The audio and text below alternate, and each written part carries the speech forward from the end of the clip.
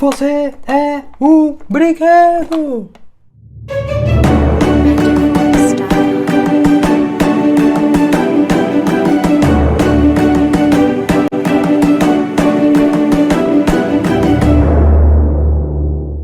Fala galera, estamos chegando aqui com mais um vídeo. Eu, João Marcos Carneiro, estou aqui hoje para falar para vocês sobre teoria da Pixar. Então já se arruma no sofá, na cadeira, na poltrona, já dá aquela deitadinha básica e fica bem confortável aí onde você estiver, que eu espero que seja na sua casa, diga-se de passagem.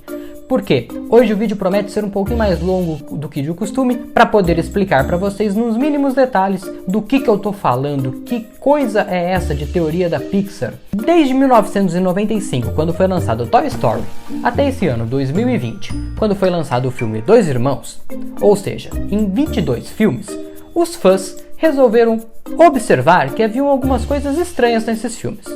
Por exemplo, por que a boneca Jessie, do Toy Story 2 em diante, aparece no filme Monstros S.A.?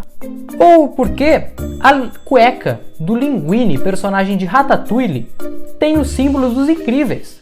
Isso é simplesmente um fanservice ou tem alguma coisa errada aí? Lá em 2013, o brilhante John Negroni, americano, criou uma teoria, dizendo que os filmes da Pixar estavam interligados entre eles. Dessa forma, então, os filmes eles estariam sendo lançados em uma ordem aleatória, mas eles contariam uma única história que começaria com o filme O Bom Dinossauro e terminaria, até os filmes lançados até hoje, é claro, com o filme Monstros S.A. Vamos fazer um joguinho aqui para ajudar a gente a entender um pouco melhor essa história. Eu quero que você pegue aí na sua casa um bloquinho de papel ou aqueles post-its, sabe, bem tradicionais, que tem um adesivinho atrás, enfim, mas pode ser qualquer pedaço de papel para você fazer algumas anotações no meio dessa história. Então a gente começa falando do filme O Bom Dinossauro. Nesse filme, os dinossauros eles não morreram porque o meteoro ele não atingiu a Terra. Ou seja, os animaizinhos chamados dinossauros continuaram vivendo aqui com os humanos. Porém, a gente vai ter aqui um primeiro exemplo de destruição provocada pelo ser humano. O ser humano, ele polui o meio ambiente, por exemplo, e isso torna o planeta inabitável para os dinossauros, que acabam entrando em extinção. Eles acabam morrendo porque as condições que eles precisavam para viver aqui, elas vão desaparecendo até o momento que não tem mais, e com isso os dinossauros também desaparecem totalmente. É isso que acontece nesse filme e é assim que começa essa história da teoria da Pixar. Isso aconteceu mais ou menos há aproximadamente 65 milhões de anos atrás, ou seja, há muito tempo mesmo. Bom, depois a gente vai para o filme Valente. Esse filme ele se passa lá pelo século 14 e 15 mais ou menos, e ele seria o próximo de toda essa história. Bem, aqui comigo, eu até já escrevi aqui num papel,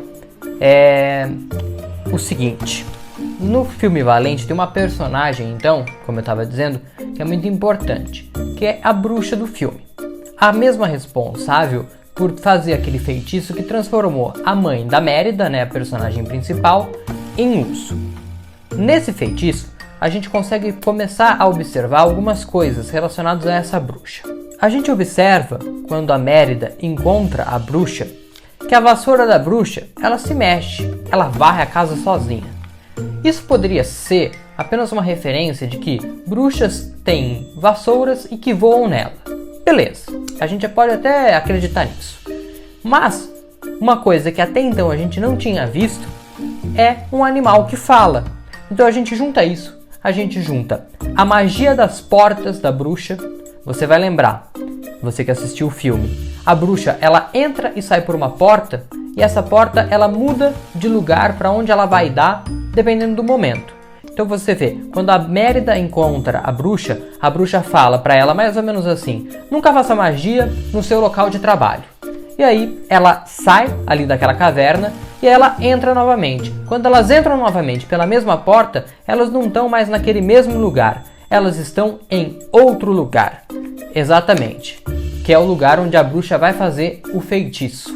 Então você vê ali que essa magia da porta, ela é muito importante. Então a gente junta essa personagem com a magia da porta e a magia dela também, que faz animais e objetos falarem e se movimentarem de uma forma humana, são coisas importantes para você anotar nesse primeiro papel aqui. Então a bruxa de Valente e a magia das portas é um item importantíssimo para a gente entender toda essa história. Então vamos continuar agora com o filme Os Incríveis e Os Incríveis 2, que acontecem lá pelos anos 1950 e 1960. Aqui, mais uma vez, a gente vai dar um longo salto na linha temporal, a gente vai sair lá do século XIV, século XV, para lá para frente, os anos 50 e 60, onde se passa então os filmes Os Incríveis. Toda essa magia da bruxa, ela está no ar, ela continua no ar, ela vai passando, o tempo passa e essa magia está aí, invisível, vamos dizer, igual o oxigênio que a gente respira. A gente não vê, mas a gente sabe que ele está ali.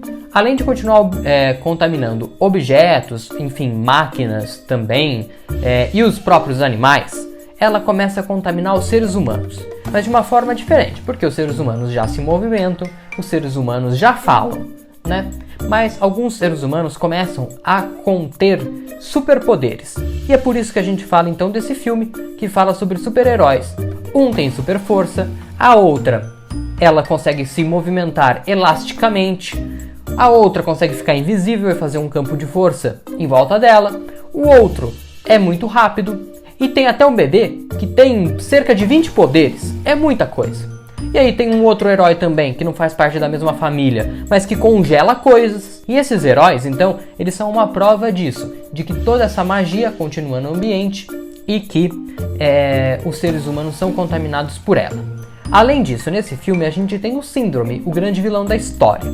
O Síndrome, ele também cria duas coisas muito importantes pra gente. A energia do ponto zero, que é aquela energia que ele utiliza para congelar o Senhor Incrível, a Mulher Elástica e os filhos, ali na ilha, quando eles se encontram pela primeira vez, né, todos juntos. Ele congela eles, ele fala que aquilo lá é a energia do ponto zero, que vai ser uma energia que não vai só congelar as pessoas, ela vai ser muito importante para a sequência dessa história também. Então você junta a magia da bruxa, todas essas questões da magia da bruxa e a energia do ponto zero, elas vão continuar no ar aí, no ambiente, por muito, muito tempo, mesmo depois da morte do Síndrome. Além disso, o Síndrome, você vai lembrar, ele cria um grande robô, em que ele vai usar para se tornar um grande herói lá na cidade. Pois é, no finalzinho do filme, o robô ele começa a ter a percepção de que ele está sendo controlado pelo Síndrome. Ou seja, ele começa a perceber que se ele destruir aquele controle que está na mão do Síndrome e que mais tarde vai estar na mão dos heróis também, ele vai poder parar de depender de um ser humano e vai poder agir por sua própria consciência. Então essa é uma outra parte também muito importante. Essas máquinas, esses robôs, esses objetos começam a perceber que eles não dependem tanto assim dos humanos, que eles podem viver por eles mesmos, sem que tenha um ser humano para controlar eles. Então isso aí também é uma coisa muito importante. Um último ponto ainda para falar desse filme Os Incríveis, com o tempo os heróis eles vão desaparecendo. Todo esse poder que eles conseguem obter, eles perdem ou assim que eles morrem, eles não conseguem mais passar. O que faz isso acontecer ainda é um mistério também. Mas a gente observa que os heróis de uma certa forma não existem mais a partir da lenda que eles se tornam. Você vê no filme Procurando Nemo uma revista em quadrinhos do Senhor Incrível. E você vê também no filme Ratatouille o Linguini com uma cueca que tem o símbolo dos Incríveis. Isso é uma prova, digamos assim, de que esses caras não existem mais, que eles viraram lendas. As pessoas são fãs desses caras. E o próximo filme dessa série toda é justamente Toy Story. Toy Story 1 e Toy Story 2. São dois filmes muito importantes que se passam no final da década de 90 ao início da década de 2000. Então mais ou menos 1997 até 1999 são quando eles acontecem. Aliás, os filmes de Toy Story, eles são muito importantes para mostrar pra gente a evolução dos brinquedos. Bom, como você sabe, os brinquedos nada mais são do que objetos. Objetos que, assim como vários outros, também se contaminaram com a energia do ponto zero, com a magia da bruxa. Tá tudo no ar. Então isso contaminou os objetos e hoje eles têm características humanas. Eles falam, eles pensam, eles se movem, enfim, são muito parecidos com os seres humanos, né? Bom, no filme Toy Story 1 e Toy Story 2, a gente vê então já o início de uma evolução dos brinquedos. Ali no primeiro filme eles têm que ficar dentro do quarto do Andy e não podem sair por nada. Tanto é, por exemplo, que quando o Andy esquece o Woody e o Buzz num posto de gasolina, o Woody entra em desespero. Estou perdido. Sou um brinquedo perdido. Eles pensam que não é possível viver sem um humano, que eles precisam ter um dono. E tudo isso é muito importante também, porque os brinquedos, eles pensam que eles se alimentam da energia dos humanos, mais necessariamente dos seus donos, para continuar vivos.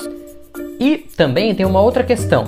Eles gostam muito dos seres humanos, mas eles começam a perceber que existem alguns seres humanos que não são tão bons assim, como por exemplo o Sid, que é o primeiro grande contato que eles têm com esse ser humano ruim, e também o Al, do celeiro de brinquedos lá do segundo filme, que rouba o Woody só para satisfazer o próprio desejo de ter a coleção completa e poder ganhar muito dinheiro mandando eles lá para o Japão.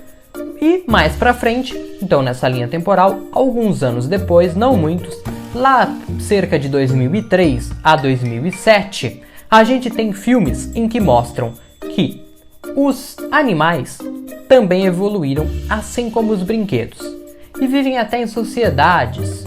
Bom, mas antes deles viverem, digamos assim, em sociedades, a gente tem o filme Ratatouille. Nesse filme, a gente observa então um ratinho, algo mais do que um, né? Mas principalmente o Remy, que tem características humanas. Então ele cozinha, e ele até controla um humano. Ali na cozinha, ele controla o Remy. É uma outra coisa interessante. É o primeiro exemplo que a gente vê de objetos, aliás, na verdade animais, mas poderia ser um objeto também, controlando um ser humano. É a primeira vez, por exemplo, os brinquedos, eles não controlam os seres humanos. Eles estão lá para servi-los, digamos assim. Nesse caso, o Remy controla o Linguini. Então é um grande exemplo. No final do filme, todo mundo descobre que o grande chefe do restaurante é o rato, é o Remy. Isso começa a colocar uma pulguinha atrás da orelha de alguns seres humanos, que começam a pensar assim: mas peraí, os animais estão controlando a gente? Isso é um perigo. Daqui a pouco isso sai de controle e a gente está ferrado. E eles têm até um pouco de razão, porque a partir daí a gente vai ver uma evolução cada vez maior desse contato entre objetos e animais com os seres humanos.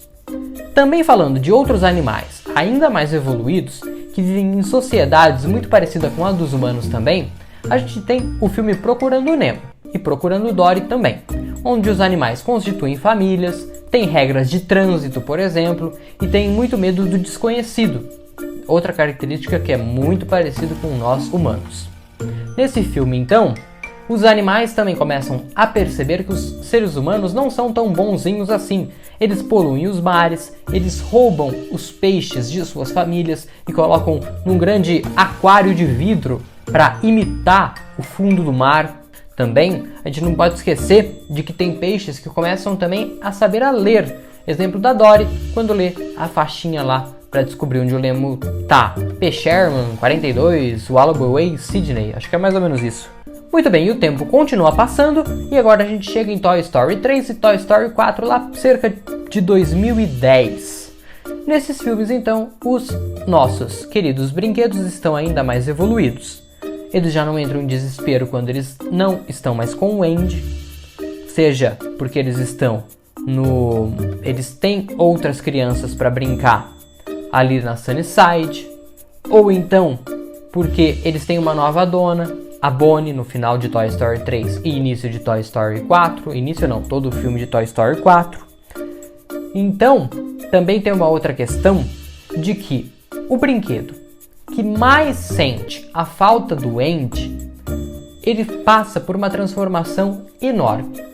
O Woody, no final de Toy Story 4, ele percebe que ele pode sim ser um brinquedo perdido, e continuar mesmo assim se alimentando dessa boa energia das crianças. O Woody, então, começa a perceber, ele percebe na verdade, graças a Beth, que o simples fato de viver no mesmo ambiente dos seres humanos, principalmente das crianças, já é suficiente para que ele sugue essa energia importante para a vida dele.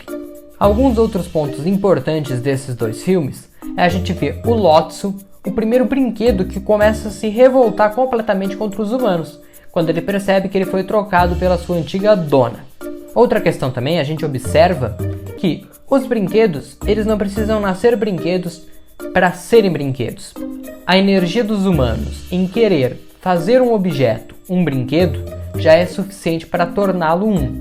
Um exemplo disso é o personagem Garfinho, que de pedaços, até de lixo, digamos assim, colados, todos juntos, se tornam importantes. Para Bonnie, ela faz dele um brinquedo e ele ganha vida ali dentro da mochila, assustando o Woody naquela cena muito boa. E ele não entende isso, ele só vai entender isso do meio pro final do filme, então ele não entende isso e ele vive querendo se jogar dentro de uma lata de lixo. Para finalizar, uma última ligação entre esses filmes do Toy Story com um próximo filme que a gente vai falar daqui a pouco, que é o Up Altas Aventuras. Muito provavelmente, o Carl e a Ellie desse outro filme são parentes muito próximos do Andy, provavelmente até avós. Essa certeza a gente não tem, mas a gente tem uma certeza que é: o Andy recebeu uma carta deles falando para ele que os brinquedos são perigosos, para ele abandonar os brinquedos dele porque eles vão dominar o mundo. E aí o Andy não deve ter levado isso tão a sério, mas ele deixou aquela cartinha ali no mural dele que a gente consegue ver no filme. E aí o que acontece? Ele, de uma certa forma, acaba se livrando dos brinquedos dele. Feito isso, a gente fala agora então do filme Up Altas Aventuras, onde a Ellie morre no começo do filme. Mas o Carl, ele resolve continuar botando em prática a ideia de ir viver isolado lá no Paraíso das Cachoeiras. E por que ele quer tanto ir para esse lugar? Ele e a Ellie tinham tanto esse sonho. Porque eles começam a ficar preocupados com, por exemplo, um rato que comanda um restaurante lá na França e começa a pensar que esses objetos e esses animais vão começar a controlar o mundo, que eles resolvem ir viver num lugar isolado onde eles possam escapar de qualquer tipo de perigo caso uma grande guerra entre humanos, animais e máquinas acontecesse. Nesse filme a gente tem o contato com uma empresa que vai ser muito importante daqui pra frente. Na verdade, essa empresa já tinha aparecido antes lá no filme Toy Story 3, nessa linha temporal toda, que é quando os brinquedos ali da Sunnyside resolvem abrir o Buzz. As pilhas do Buzz são dessa empresa, BNL. E essa é outra parte importante aqui pra gente. BNL tá aqui, escreva isso num papel e guarde essa informação. Então a BNL, a mesma empresa que quer tirar o Carl ali da casa dele, ali do lugar onde ele mora, para construir um grande empreendimento. Essa empresa vai ser uma das grandes responsáveis, se não a principal responsável pela destruição do planeta Terra. Uma outra coisa interessante nesse filme é que o grande vilão do filme, o Charles Mantz, ele, se você observar bem, ele controla os animais, aqueles cachorros, através da coleira que eles usam. E aí a gente começa a pensar no seguinte: se ele não tivesse morrido, talvez ele pudesse controlar os animais de alguma forma, evitando a destruição que a gente verá daqui pra frente. Bom, eu não tinha falado, mas esse filme deve se passar lá por volta de 2011, 2016 mais ou menos. E agora, para continuar então a nossa história, a gente vai para dois filmes que não tem uma importância tão grande nessa história. Eu acho que são os dois com menos importância até aqui, mas eles vão mostrar algumas coisas interessantes pra gente, A gente também não pode descartar esses filmes, porque eles fazem parte da Pixar, eles têm que ser colocados em algum lugar aí dessa grande história. Então, o filme Divertidamente e o filme Viva a Vida é uma Festa, que acontecem por volta de 2015 a 2020, essas duas histórias. Bom, o filme Divertidamente, ele é importante pra gente para apresentar pra nós dois personagens, a alegria e o medo. E eu quero também que você anote esses dois nomes, porque eles vão ser importantes daqui pra frente também nessa grande história da Pixar. O que eu quis dizer com esse filme não é tão importante, eu quis dizer a história dele. Ele é importante para apresentar pra gente esses dois personagens. Mas o que ele conta, a história dele, não é importante pro que acontece aqui. E também, eu quero que você guarde aí na sua cabecinha, ou no caso, nos seus papéis, o Bing Bong, o amigo imaginário da personagem principal, a Riley, né? Então, guarde esses dois itens desse filme. São importantes mais pra frente. O Bing Bong mais pela curiosidade, mas é interessante deixar isso aí guardado. Bom, e o filme Viva a Vida é uma Festa? Ele é importante para mostrar pra gente coisas que estão presentes em todos os filmes, vamos dizer assim, da Pixar, que é a questão da lembrança, da memória. Você precisa ser lembrado para não ser esquecido, digamos assim. O Senhor Incrível, por exemplo, no começo do filme Os Incríveis 1, ele fica lá observando a parede dele, cheio de cartazes, de notícias de jornais, de quando ele era um grande super-herói reconhecido. Então ele fica lembrando dos grandes tempos dele. A gente tem também, por exemplo, o Doc de carros, que ele era um grande corredor da Copa Pistão, só que depois que aconteceu o acidente, ele foi praticamente esquecido por todo mundo. E a memória dele volta à tona para as pessoas, ou para os carros, digamos assim, quando o Relâmpago McQueen reapresenta ele para a sociedade. Outro ponto, o Bing Bong desaparecendo da mente da Ellie, caindo em esquecimento. O Car colocando em prática o sonho da Ellie, tornando como se ela estivesse ainda viva junto a ele, na memória dele, as coisas que ela gostava. Então, a gente vê uma série de coisas em todos esses filmes da Pixar. O Woody, que não quer ser esquecido pelo Andy, também é outro bom exemplo. Então, todas essas histórias têm relação aí com esse filme Viva a Vida é uma Festa. Bom, se a gente está falando do ano de 2020, então mais ou menos nesse Viva a Vida é uma Festa, a gente vai avançar agora para 2100. Exatamente, muito tempo. O que acontece então? Se até ouvir o filme Viva a Vida é uma Festa, a gente tem pessoas habitando o planeta Terra, e a partir do filme Carros a gente não tem mais, a gente fica aí no aguardo para saber o que aconteceu. Mas eu tenho uma teoria a partir de outros acontecimentos que a gente verá daqui para frente. Por exemplo, no filme O Wall-E, que a gente vai falar depois de Carros, a gente tem... O que a gente tem? Um monte de ser humano vivendo lá no espaço, dentro de uma grande nave que é a nave da BNL. Olha só a empresa aí voltando para nossa história. Mas o que esses humanos estão fazendo lá? Por que eles não estão na Terra? Porque na Terra está o Wall-E. E quem é o Wall-E? É uma máquina, mas só tem ele no planeta Terra. Então o que foi que aconteceu com o nosso planeta? Uma grande guerra entre homens, seres humanos, para falar a verdade, e máquinas. E essa grande guerra causou a destruição do planeta Terra, tornando-o impossível de continuar com vida de seres humanos aqui.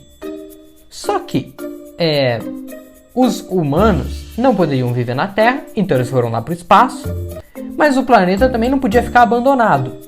E o planeta, ele ainda tinha a possibilidade, a partir dos seus combustíveis, de que os automóveis continuassem vivendo por aqui.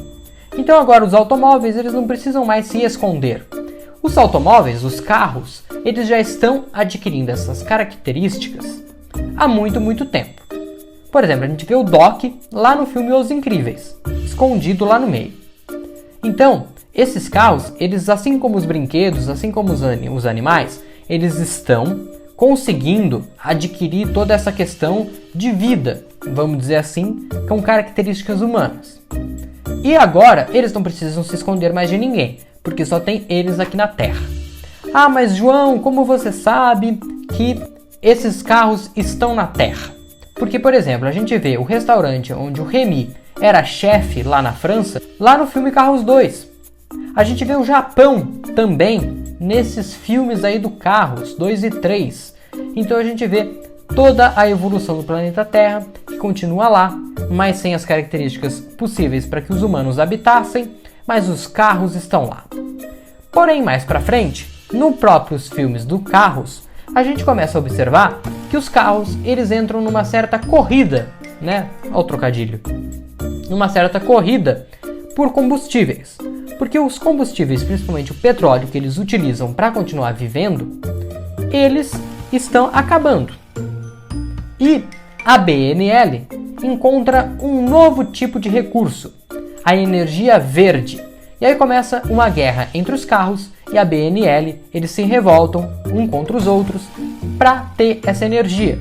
A BNL diz que não vai dar para eles. E aí começa uma nova guerra, onde o que ainda restava de planeta Terra acabou definitivamente. E no filme WALL-E, como eu já disse, os seres humanos estão lá no espaço, continuam tendo a sua energia sugada pelas máquinas para que as máquinas continuem vivas, e o planeta Terra está agora sim totalmente destruído. Não tem praticamente mais nada aqui na Terra, só tem o WALL-E, uma barata e objetos humanos espalhados.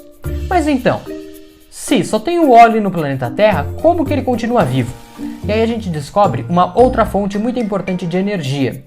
O WALL-E, ele, com todos os filmes, por exemplo, que ele assiste dos humanos, e a amizade que ele tem com a barata, que também é uma característica muito humana, ele continua sobrevivendo. Então, porque a energia dos humanos está nesses objetos, está nesse filme que ele está assistindo e está na amizade que ele tem então com essa baratinha. No final desse filme, os humanos retornam à Terra e eles trazem com eles a última planta viva de todos os tempos. Só sobrou aquela planta. E eles plantam essa planta. Muito interessante essa frase, né? E aí, uma coisa que ninguém nunca assiste, que são os créditos do filme. E não tô falando de cena pós-crédito não, tô falando do crédito mesmo. Lá nos créditos de WALL-E, naquelas imagens que aparecem, a gente vê essa mesma planta crescendo. E ela vai virar, sabe que árvore? Uma grande árvore, sim, uma belíssima árvore. A árvore de vida, de inseto. E nesse filme, o que acontece é que aquelas formigas, aqueles insetos de forma geral, estão vivendo lá sem maiores problemas. Além disso também, esses insetos, esses animais, vivem em conjuntos, em sociedades também iguais à dos humanos, o que prova que esses insetos, eles continuam tendo essas características. Eles não zeraram de certa forma. Eles continuam.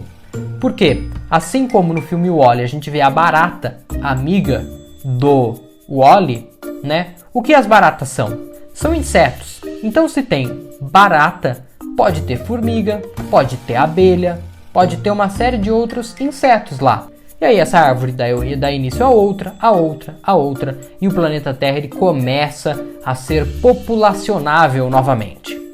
Porém, tantas guerras acabaram fazendo com que ficasse na Terra uma energia muito estranha, contaminando todo mundo, que é uma mistura então de poluentes dos combustíveis, dos carros, por exemplo, resquícios ainda da energia do ponto zero, da magia da bruxa, mesmo que em menor escala, mas tá tudo lá. Tá um caos total, eu diria. É como se fosse até uma radiação enorme. E aí, com o passar dos anos, então a gente sai lá de 2100, quando os carros, né, habitaram a Terra, para 2800, quando aconteceu então o filme WALL-E, para o ano 3000, quando acontece o filme Vida de Inseto, para ir mais ou menos para o ano 3500, quando acontece o filme Dois Irmãos, o mais novo lançamento da Disney. Vale lembrar aqui, até eu vou fazer um parênteses, que toda essa história, ela, como a teoria, ela foi feita em 2013, e muitos desses filmes não existiam ainda em 2013, essa teoria ela foi sendo ampliada, recolocada os filmes a partir dos seus próximos lançamentos. Por exemplo, esse filme Dois Irmãos, a teoria aqui desse momento em que essa história se passa, ela é do youtuber Imaginago. Estou aqui fazendo até uma prestação de serviço de passar a fonte da minha informação, tá bom? Então, o Imaginago, ele disse o seguinte, que ele vê que esses seres estranhos que habitam o filme Dois Irmãos, nada mais são do que humanos contaminados com essa radiação a partir do tempo. Então se a gente tem lá no ano 3000 de vida de inseto, até aqui 500 anos depois, em 3500, a gente tem o filme se passando num mundo onde aqueles humanos que desceram na nave lá em Wall-E, eles foram vivendo, e eles foram passando como se fosse uma seleção natural. Por exemplo, eu gosto muito desse exemplo, é uma coisa que ficou muito na minha memória desde que eu aprendi na escola, né? Já faz um certo tempo, digamos assim. É a teoria da evolução do Darwin. A girafa que a gente conhece hoje, ela não era assim há muito tempo atrás. Não, ela era um animal com pescoço normal, como todos os outros. Só que aí ela precisava se alimentar de alguma coisa que estava lá no topo da árvore. E ela ia esticando para tentar chegar lá. Essa girafa não conseguiu. Só que 500 anos depois, de tanto esticar o pescoço para conseguir pegar aquele objeto, aquela comida lá em cima da árvore, esses animais acabaram tendo os pescoços aumentando, e 500 anos depois, muito mais de 500 anos depois até talvez, se tornaram pescoçudas. E quem me garante que hoje essas girafas não continuam tentando esticar o pescoço e daqui 500 anos elas vão ter o pescoço ainda maior do que as girafas de hoje? Então é mais ou menos isso. É uma evolução natural. Essa radiação, os seres humanos lá, e eles vão se contaminando com os outros animais, tudo aquilo vai ficando no ar, vai passando de geração em geração e tudo vai mudando. É como se fosse a mistura dos seres humanos com outros animais e outras espécies de diferentes tipos que existiam na Terra, então, nesse período. Bom, e você? Tá gostando desse vídeo? Você já deixou o seu like? Não! Como não? Deixa o seu like para ajudar a gente aqui no canal. Se você ainda não está inscrito, se inscreva aqui no canal também e acione o sininho para receber notificação sempre que tiver vídeo novo aqui para você, tá bom? E também, se você estiver gostando do nosso conteúdo, compartilha com mais pessoas para que a gente possa ser conhecido por mais e mais gente, tá bom? Então, conto aí com a sua ajuda de divulgação, é tudo de graça, é só você assistir. Olha só que maravilha, o YouTube é de graça, você assiste o que quiser, quando quiser, a hora que quiser e compartilha se quiser para ajudar muito a gente, tá bom? Bom, você deve estar ficando maluco com toda essa história, né? A gente já falou de bruxa, a gente já falou de empresa que destruiu o mundo, a gente já falou de sentimento, alegria e medo, a gente já falou de personagem que desaparece e que eu mandei você anotar num papel, sabe, sei lá por quê. A gente vai começar a descobrir, a partir de agora, como todas essas coisas se ligam. A única que a gente praticamente já entendeu como que tem toda essa ligação é realmente a BNL. Mas faltam ainda 2 filmes para a gente terminar a nossa grande história da Pixar, até o momento, aqui de 2020. E em breve, por exemplo, a gente vai ter o lançamento do filme Soul. E aí já fica a pergunta, onde esse filme vai se encaixar? Eu já vou, inclusive, aqui dar um chute. Eu acho que ele vai ser um filme mais ou menos parecido com Divertidamente e Viva a Vida é uma Festa. Então eu acho que ele vai se encaixar mais ou menos nesse período aí de 2015, 2020, nessa história aqui da Pixar. Vamos esperar para ter certeza de que isso mesmo vai acontecer. Eu convido vocês agora então a conversar comigo sobre os filmes Universidade Monstros e Monstros S.A. Esses monstros dos filmes nada mais são do que os monstrinhos de 2 irmãos evoluídos. Então essa evolução que aconteceu de um ser humano normal lá do filme Wall-E, no final do filme, até os monstrinhos de 2 irmãos, até o filme Monstros S.A., aliás, Universidade Monstros e Monstros S.A., é uma evolução de características com o passar do tempo.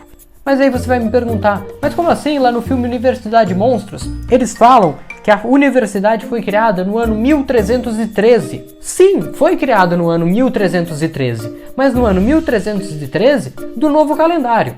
Ou você acha que o mundo só tem 2020 anos? Por exemplo, a gente conta 2020 anos a partir do nascimento de Jesus Cristo. Mas, por exemplo, a gente tem lugares do mundo que tem outro calendário. A gente não tem o calendário chinês, é outro calendário. E a partir de um novo ponto da história, esse povo aqui começou a contar a história a partir de um novo período. Então eles falaram, esse calendário não serve mais, vamos começar a contar de novo. E aí foi o ano 0 até chegar em 1313. Então, nós temos o seguinte, esses monstros frequentando a faculdade e depois esses mesmos monstros, já lá no filme Monstros S.A., trabalhando. E o que acontece? A empresa Monstros S.A., ela é uma empresa que tira a energia do grito dos seres humanos. Então, agora é que vem a destruição total da sua cabeça. Por quê? Você vai se lembrar que eles assustam as crianças entrando em portas. Que portas são essas? As mesmas portas da Bruxa de Valente. Por quê? A Bruxa de Valente, na verdade, é a Boo, amiga do Sullivan, lá no Monstros S.A. A Boo, ela, depois que não encontra mais o Sullivan, ela resolve tentar procurar por ele por todas as partes do mundo. E aí, quando ela cresce, ela começa a fazer magia. Ela tem contato com a magia e ela começa a fazer coisas. E o que acontece então com ela? Ela fica procurando o Sullivan em vários lugares do mundo todo. Então ela poderia muito bem levar qualquer coisa de um lugar para o outro, porque ela consegue, a partir das portas, não só mudar de lugar, mas ela muda de lugar no tempo. Por quê? Os monstros, eles usam as portas para entrar então nos quartos das crianças. Mas essas crianças, vamos lembrar toda essa história da Pixar, elas não existem hoje no nosso mundo, no mundo aqui da Pixar. Não existem mais seres humanos normais. Os seres humanos se transformaram nesses monstros. Então essas portas, elas não levam para o presente, elas levam para o passado. Então eles voltam no passado para reencontrar essas crianças e utilizar a energia delas. E elas usam a energia do grito, que o grito é o quê? Nada mais é do que o medo. Então elas utilizam o sentimento medo para tirar a energia do grito, que é a partir do medo que vem o grito, para conseguir então consumir, saciar, na verdade, as suas necessidades de energia. No final do filme, eles percebem o quê? Que a alegria, que a felicidade, ela dá muito mais energia. O riso, né, na verdade, dá muito mais energia do que o grito. E o que acontece? A felicidade, né, o riso, vem da onde? Vem da alegria. Então por isso que os personagens Alegria e Medo, lá de Divertidamente, são tão importantes para a nossa história. É por causa desses sentimentos que os monstros tiram energia das crianças para poder continuar existindo. E algumas dessas crianças que são assustadas por monstros, como por exemplo a Boo, ela não pensa que ele é algo imaginário. Ela realmente acredita que ele existe. E por isso que ela continua procurando por ele por muito e muito tempo. Até ela ficar bem velhinha, como a gente vê ela lá no filme Valente. Então a Boo, ela tá voltando na história. Ela tá voltando no tempo, no passado, para ver se ela encontra o Sully. Por exemplo, a gente vê a própria bruxa com uma imagem do Sully esculpida num pedaço de madeira. Quer prova maior do que essa? Além disso, ela está esculpindo ali quando ela encontra a Merida, ou melhor, quando a Merida encontra ela está esculpindo um carro do Pizza Planet, o carro do filme Toy Story, que a gente vê nesse filme. A gente vê esse carro em todos os filmes. Em todos os filmes tem o carro do Pizza Planet. Quem você acha que levou esse carro pro passado, pro presente, pro futuro? Quem? Não foi o Raimundo Nonato. Foi a Boo, foi a Bruxa de Valente. Porém, existem crianças que vão crescendo e começam a pensar que os seus monstros nada mais são do que amigos imaginários. Por quê? Os monstros aparecem, assustam, ou então mais pra frente, fazem as crianças darem risada, né? E desaparecem. Depois de um tempo, quando as crianças crescem, os monstros, eles não voltam. Porque eles acham que só serve a energia das crianças bem pequenas, menores. E depois eles não voltam mais. Por quê? Essa energia das portas, os monstros, eles não conseguem controlar ela pra tipo, eu quero ir pro ano X. Não. Ela é automática. Então depois que aquela criança cresce, eles não voltam mais. Tanto é que eles falam né, no filme de destruir as portas. As portas, então, que não servem mais, são destruídas, para ninguém arriscar de voltar lá com uma criança de 20 anos, aí tomar burdoada da criança, né? Enfim, então esse tipo de coisa acontece. E aí, algumas crianças, como eu estava dizendo, acabam achando que esses monstros, que de uma hora para outra não aparecem mais, são amigos imaginários. E aí que surge o Bing Bong. O Bing Bong nada mais é do que o monstro de Monstros S.A., que está alegrando a Riley para que ela risse e eles pudessem retirar então a energia do riso dela. A gente claramente observa que o Bing Bong não é um personagem, um monstro de assustar, mas sim de fazer dar risada. Com o tempo, a Riley acaba esquecendo o monstro, mas não é que ele morreu, ele continua existindo, o Bing Bong continua existindo lá no filme Monstros S.A. A gente não vê ele no filme, mas com certeza uma hora ele vai acabar aparecendo aí mais pra frente pra gente conseguir ter essa certeza. Para finalizar o vídeo então, você que permaneceu aqui até agora entendendo essa história, se você ficou com alguma dúvida, deixa aqui nos comentários, mas eu queria terminar esse vídeo mostrando que a Pixar, ela não confirma e nem desconfirma toda essa teoria, mas ela gosta muito de mostrar esses easter eggs nos filmes dela, né? Easter egg, o que é? Ovo de Páscoa. Ovo de Páscoa? Como assim? A gente não tem que sair por aí procurando os ovos de Páscoa na tradicionalidade, vamos dizer assim. O coelhinho colocou os ovos, trouxe os ovos, né, melhor dizendo, e deixou eles escondidos. Nós temos que achá-los. Por isso esse nome Easter egg. São os ovos de Páscoa escondidos nos filmes da Disney. A própria Pixar divulga, vira e mexe, vídeos mostrando easter eggs em seus filmes. Então ela gosta dessa brincadeira. Ajuda a trazer audiência para os seus filmes. Tá bom, gente? Muito obrigado então pela sua audiência. A gente se vê lá nas minhas redes sociais, me siga por lá e também deixe o seu like e a sua inscrição aqui no canal para ajudar a gente. Compartilhe esse vídeo também se você gostou. E é isso, vamos embora. Um grande abraço e tchau!